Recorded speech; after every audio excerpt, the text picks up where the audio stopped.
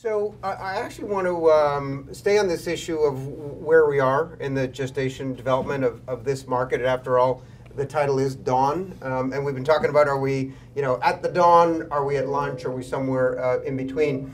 And Rick, to your point, what's interesting is these things move quickly, right? Or they don't until they do. So we've been talking about targeted TV for 10, 15 years, and now we sort of there's a lot of signposts that suggest that we're kind of it's upon us, or it's already upon us, and we're just getting to scale. It's like when the year of mobile. When's it going to come? When's it going to come? And all of a sudden, by 2014, everyone said, "Huh, feels like it was 2012." Mm-hmm. I guess it was 2 years ago. And when it comes quickly. And I want to lay out an analogy in the display world, and then ask you guys to sort of opine on the catalysts that you think can help drive this marketplace. So from 2005 to 2009, a lot of people, including myself, were talking about how programmatic was going to come to the display marketplace. How basically, let's take the buzzword out and just say the application of data to do audience-targeted media in display was going to come to the display marketplace. A lot of talk, a few startups announcing plans, but it was mostly PowerPoint. And then something happened. And that thing that happened was in 2010, Google bought Invite Media. They subsequently bought AdMeld, and all of a sudden things started to pick up. And I would suggest, and by the way, today here we are 5 years from the dawn of programmatic. The spend this year will be $15 billion, doubling in another couple of years. So clearly moved from nothing to massive scale. I would suggest that there were three catalysts, and I want to talk about these three catalysts as it relates to targeted TV. One was getting technology in the right hands, and I suppose that there's two things involved in that: developing the technology and then getting it in the right hands to scale. Second was the willingness of publishers to put inventory into such a marketplace. And third is demand pull. We needed people to ask for it. We needed people to desire it and basically force the issue. And I will tell you, in programmatic, the agencies changed that whole world by saying to the marketplace, no, this is what we want. So that's basically pipes, supply, and demand, kind of like any other ecosystem. So I'll just throw it open for those who want to jump in. In targeted television, where do we stand on these three catalysts? Technology in the right hands, supply, and demand.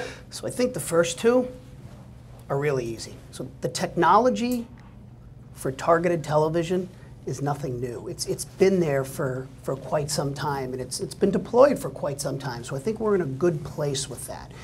As it relates to, is the technology in the right hands? Well, it definitely is, because it's in the hands of the systems that build it into their boxes to become smarter and enable us to send out commercials in a much more targeted fashion, whether that's to the content level or down to the household level. So I think we're in a really good place.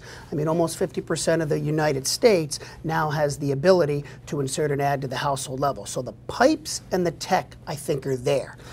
The demand and the inventory is there because the systems that have deployed the tech also own inventory. So that piece we have together. The demand is where it gets a little bit tricky, right? Because, and we saw these problems and the dawn of the digital space as well. In order to truly benefit from household level or any type of targeted television campaign, the advertiser needs to know who they really want to reach. They have to have a very granular segment. Like, none of this adults 18 to 49 nonsense. There's no room in targeted television for that. So this requires advertisers to think about, do I want to reach purchasers of X, drivers of a specific vehicle, any number of, and that requires pooling together a number of different data sources. So for the advertisers that have defined these secondary targets, they have absolutely invested a fair amount of money with the systems who have deployed the technology to help them insert the ads. Okay, you said 50% of the nation was 50% of the addressable. US right How many now. of them are addressing? So 50%, 47 million US TV households have the capability to insert an ad to the household level, and every last one of them is addressing to some type of segment. They're never all addressing every time. In fact, if an advertiser's segment is much higher than 25, 28% of that 50%, we recommend stepping away from addressability because the economies of scale of national television just make it the right decision. Steve, where do you see the demand? I would say, just to add on to what Mike said, I think when you saw programmatic come on for display, there was a need because of infinite inventory and the need to be able to monetize that inventory and automate the process. And I think television is so very different in terms of that, and we're talking about finite inventory, really. There's fewer suppliers. While there's lots of inventory available, it's not as dispersed as the internet, which is infinite. So I think, I guess I would look at the technology from a different lens when you talk about automation, right? So much of what the programmatic marketplace is defined by is the automation of that process. And I think absolutely, as we start to scale in this space, we need more automation. I think that's paramount. We have to be able to automate a lot of that process. The technology is there to serve the ads, but we need to automate the process to help all the advertisers be able to seamlessly include it in what they're doing. Yeah, I think the agencies need to help navigate, right? That's got to be the role. Yep. Is to help advertisers understand how to think about this, what the right sequencing of messaging is, what the right relevant data is for them to be using, how to access it across the marketplace, across all the different partners that offer different capabilities. So I think that And how to do that in a cost-efficient manner. We'll still have jobs. Yeah, I completely agree with that. I was going to say that it's such a different mindset from an agency perspective, and if you're purchasing media on behalf of a client, the process has been in place for a very long time. This is very different. It's very appealing because it's targeted, and that's back to Erwin's point. It's usually biased towards transactional advertising. But little inside baseball from an AT&T AdWorks perspective, we do have clients that we do exactly what we're supposed to do, where we will place that ad, we get it exactly where it's supposed to go. But here's a news flash. Sometimes those are in day parts or in programs that people then step back and say, well, wait a second, that's a low-cost program or a low-cost day part. But at the end of the day, addressability shouldn't matter, right? It's supposed to be, it's addressable. That's the point. So to Erwin's comment, I think there's an evolution that still has to occur within the agency space to help customers understand that we're no longer purchasing just premium content, premium day parts. We're purchasing, I'll answer Erwin's question, I think we're pursuing the audience. I think the audience becomes addressable. And so wherever they are, however we get to them, if we get to them, then that's very valuable. But to your point, I think clients and agencies have to evolve to make that shift. It's a shift. You know what we've done a better job of recently? At the end of one of these campaigns, when we're actually able to go back to the advertiser and said, you spent X amount of dollars targeting households in the market to buy a car, and you sold this many cars, or we spent X amount of dollars targeting households that have purchased a particular brand of soup in the past 6 months, and here's how many new purchasers, new customers, and where you've drawn that share from. When they see the results, then they get excited, and then they are repeat customers. But you're right, Rick, that is definitely on us to articulate that everything isn't about the legacy and the history of the networks and the day parts, and everything isn't about a legacy CPM. So I definitely want to come back to attribution, because I think that's a critical component here. But Kim, from a marketer's perspective, how are you dealing with the education element? Let's call it the education element of converting people's religion from context TV to audience TV. It's actually very funny, like on our end, people are way more excited about the idea of being targeted and addressable than they are that your spot's gonna run in Big Bang Theory. Because you're a direct marketer, right? Yeah. So that selling is actually not the challenge on our end. The challenge on our end is that the space is a little bit fractured, and it's hard to be efficient when you're across, five different providers. You have to go to each provider to get each individual cost, and your research studies are 5 different research studies.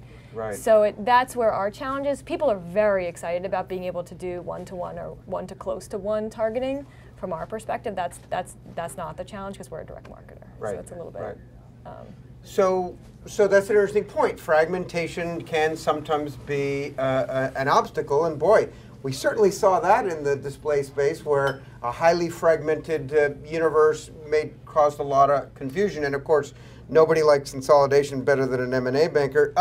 Which actually brings me to my next point, which is my favorite topic, M&A. Just since Cannes. Let's see, AT&T closed on the acquisition of DirecTV, now has the most robust set of addressable TV pipes in the world.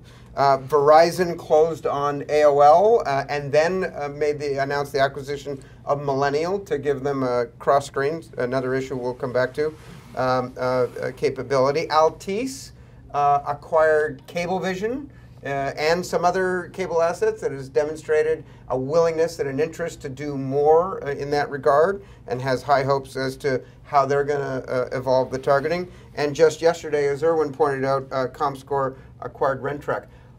My suggestion is that this kind of activity, as Kim, as you said, bringing together some of these, consolidating some of these capabilities, should that make it easier? I would hope so. And especially, I mean, I think the cross screen is going to be huge, because people don't see as I'm watching. They're watching video. They're consuming content, and that for us, I mean, that's really the holy grail, is to just reach people when, at specific times when they're engaging across all of these different devices. That plus being able to be addressable and track it across all, like those are really big things, because tracking is challenging. Rick, I got to assume $67 billion was not spent to get a satellite one-way delivery to a bunch of households. The future had to have been very much on your mind. How do you see the DirecTV acquisition as a catalyst, not just for AT&T's efforts, but for the whole sector? Yeah, you bet. It's very simple. It's entertainment on any screen at any time. And so for AT&T, it's always been about scale. We are very reluctant to get into businesses where we're not going to be at scale. And so we simply could not organically grow our business to where we needed to be. And so the DirecTV merger is fantastic for us.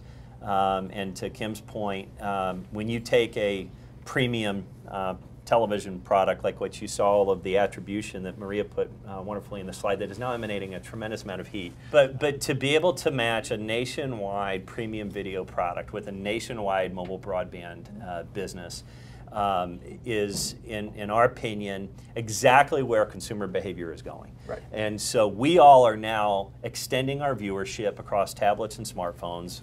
My kids do it, I do it, everybody does that. We're now the first fully integrated U.S. carrier. And so nobody else does what we do now. Nobody else has a nationwide premium video business and a nationwide wireless business. And it is now incumbent upon us to make that integrated, seamless, effortless. And to Kim's point, from an advertising perspective, the exact same mission. We need to make that at scale, integrated, seamless, effortless for our clients and for our agency partners. What I would say, which is all great on that point, from an advertiser's perspective, though, it can be a little bit scary. Yep. When you The think cross about, screen? no, not the cross screen, the scale. The scale. Mm-hmm. So you're starting to see a few companies have a lot of power in that space, and it doesn't leave a lot of room for an advertiser to have a good sense of who their customers are. That control, that power, all sits on the side of the media company. So I think what we'd like to see is less walled garden and more open source to access to some of that data, which we haven't seen a whole lot of that to date, and I think that's a challenge that we would throw out to the industry to say that's to really scale this and get the advertisers behind it and the momentum that we need in the industry. We need to have that happen. A little bit to take advantage of that is on us too, on the agency side, right? We've been working in somewhat of a silo for some time. And now that we have the ability to target down to the household level, how we work that funnel for each advertiser is a challenge. What's the balance of frequency to that broad audience of women 25 to 54, adults 18 to 49, all the way down to the purchasers of a specific product, and at what frequency, and then across which devices and screens. So being able to manage and understand what that appropriate frequency is, and then to Kim's point, to be able to actually dedupe that reach and frequency across those screens to improve the allocation. Like, once we get a handle on that, then that's the part that we need to do to take advantage of a lot of this technology and mergers that are there to help us do that. But part of it's on us as well.